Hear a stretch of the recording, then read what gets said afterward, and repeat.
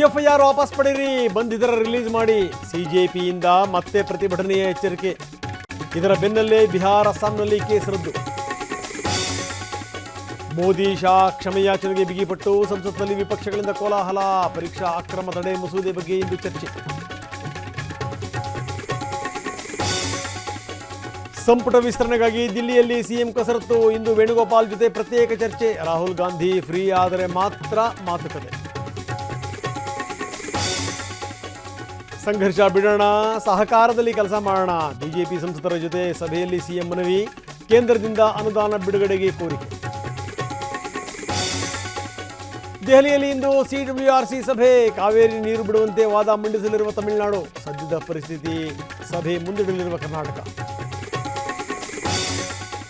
City ರವಿಗೆ ಕಂಟಕವಾದ Mulla ಹೇಳಿಕೆ. ಬಲವಂತದ ಕ್ರಮದಿಂದ ರಿಲೀಫ್ ಕೊಟ್ಟ ಹೈಕೋರ್ಟ್. ಯೋಚಿಸಿ ಭಾಷಣ ಮಾಡಲಿ ಅಂದರು ಮುಸ್ಲಿಂ ಮುಖಂಡರು.